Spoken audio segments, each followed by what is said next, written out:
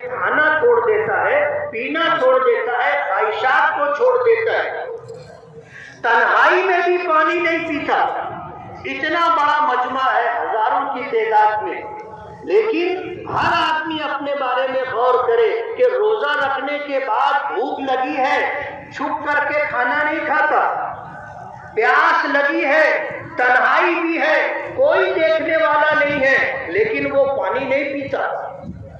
نفس کا تقاضا ہے، خواہش ہے، لیکن اس کے بعد بھی وہ اللہ کے لیے اپنی خواہش پوری کرنے سے رکا ہوا ہے۔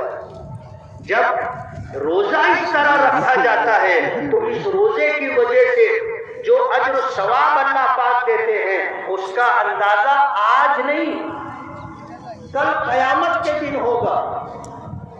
رمضان کا پورا مہینہ روزوں کے ساتھ گزرا، آج کا یہ دن جب رمضان کا مہینہ ختم ہوا، شوال کا دن آیا تو پہلے دن کو اللہ پاک نے عید کا دن قرار دیا۔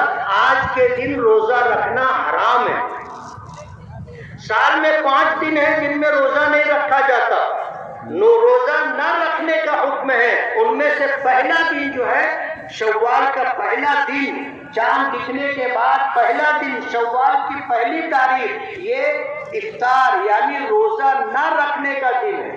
حضور پاک صلی اللہ علیہ وسلم نے فرمایا کہ یہ دن فَإِنَّهُ يَوْمُ أَكْلٍ وَشُرْبٍ وَوِعَالٍ، کہ یہ کھانے کا، پینے کا اور اپنی جائز خواہشات کو پورا کرنے کا دن۔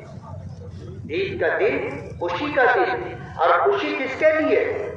جس نے روزے رکھے ہیں اس کے لیے خوشی کا دن ہے، جس نے رمضان بھر تراویح کا اہتمام کیا اس کے لیے خوشی کا دن ہے، جس نے خواہشات نفسانی کو چھوڑ کر کے یہ مہینہ گزارا، عید کا دن اس کے لیے خوشی کا دن۔ اب جو آدمی روزہ خور ہو، جو آدمی تراویح نہ پڑھتا ہو، جو اللہ اور اللہ کے رسول کے احکامات کی پرواہ نہ کرتا ہو، آج کے دن اس کو کیا خوشی ملے؟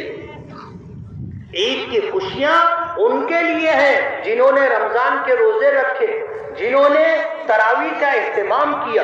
جب یہ مہینہ پورا ہو گیا، آج خوشی کا دن ہے۔ رات جو گزری وہ انعام کی رات تھی، لیلۃ الجائزہ، انعام کی رات، اور دن جو ہے یہ بھی انعام کا دن ہے، خوشی کا دن ہے۔ حدیث پاک میں آتا ہے کہ جب عید کی صبح ہوتی ہے تو فرشتے اعلان کرتے ہیں کہ چلو اس کریم رب کی بارگاہ کی طرف جو جس کے خزانے لامحدود ہیں، جو نوازنے میں کمی